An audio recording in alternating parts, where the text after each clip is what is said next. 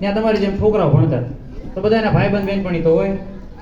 તો એક મગન નામનો છોકરો હતો. હવે નવો નવો નિશાળમાં આવ્યો એટલે પહેલા તો એને મિત્રની શોધ કરી. તમે આવીને પહેલા મિત્રો બનાવવાની ટ્રાય કરો ને નવા આવ્યા છે. તો એ મગનને છગન નામનો એક છોકરો મળ્યો, બહુ સંસ્કારી, બહુ સારો અને સારી ટેવો ધરાવતો છોકરો. તો તેને મિત્ર બનાવ્યો. હવે આ બે મિત્ર બની ગયા, દરરોજ નિશાળે હારે જાય, રમે, લેશન સાથે કરે, આવું બધું ચાલતું રહ્યું. એમાં એક દિવસ મગન છે એ નિશાળ ન આવ્યો. નિશાળે ન આવ્યો એટલે આજે છગન છે એના ઘર પર ગયો અને ત્યાં તેને મગન મળ્યો. તો છગને પૂછ્યું કે ભાઈ તું આજ આખો દિવસ ક્યાં હતો? એમ બહારગામ ગયા હતા? તો મગન કે ના ના, અમે બહારગામ ગયા નતા. તો ઓલા કે બહારગામ નહોતા ગયા તો તું ક્યાં હતો એમ આખો દિવસ?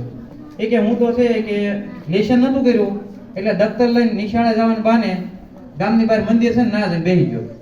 તે બોલો વિચારમાં પડી ગયો, સારો આ તો નિશાળે નતો આવ્યો, એને બંક મારી દીધું નિશાળ, એટલે ગુલ્લી મારી ગુજરાતીમાં આપણે કહીએ. તો ઓલા છોકરાએ કીધું તો તે ખાવાનું શું કર્યું? કે કાંઈ નહીં, રિસેસનો ટાઈમ હતો ત્યારે હું દફતર તો ના મંદિરે મૂકીને ખાવા આવી ગયો ઘરે.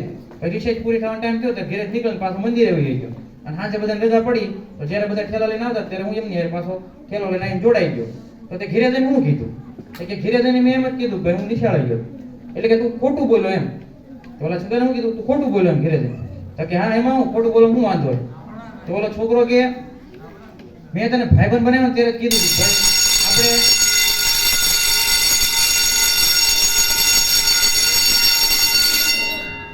ખોટું બોલે હાલે નહીં. એટલે જો તે આજે કર્યું છે એ ખોટું છે, તારે ખરેખર તારા પિતાની માફી માંગવી જોઈએ અને શાળામાં પણ આવીને માફી માંગવી જોઈએ. જો તને કાંઈક થયું હોત તો ઓલો છોકરો કે હું માફી ન માંગુ. તો છગન કે તો કાંઈ વાંધો નહીં, આપણે આજથી મિત્રતા રાખવી નથી, હું કે તને મૂકીને જાઉં છું, બરોબર? હવે તું મને નિશાળમાં બોલાવતો નહીં. છગન છે એ પાછો વળી ગયો. તો પાછો વળી થોડોક આગળ જાય છે ને એટલે મગન વિચારવા મળે, એટલે કે છે આ નિશાળમાં સારો છોકરો આવડો જ છે, આની પાસે ઘણું બધું શીખવાનું છે. જો સારો મિત્ર મારા જિંદગીમાં થઈ જાય તો મારી પડતી શરૂ થઈ જાય, ખરેખર મારે આને જવા દેવો જોઈએ નહીં. તો મગન છે એને ઊભો રાખ્યો, હાથ પાડીને ઊભો રહે. સગન કે હવે હું છે? સગન કે કાંઈ નહીં, તું જે કહેશ ને સાચી વાત છે, મારે ખરેખર મારા પિતાની માફી માંગવી જોઈએ અને તારી પણ માફી માંગવી જોઈએ, કારણ કે તું સાચો માણસ છો.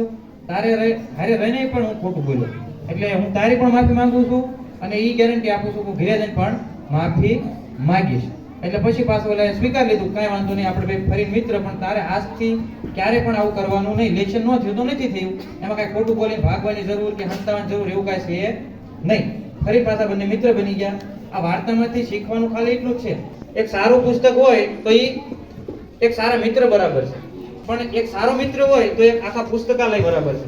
જો તમે એક સારો મિત્ર ખોઈ બેસો છો તો તમે સમજી લેજો તમે એક આખું પુસ્તકાલય ખોઈ બેઠા છો. એટલે જીવનમાં આપણા સારા ભાઈ બહેનપણી હોય એને ક્યારેય આપણે મૂકવાના નહીં.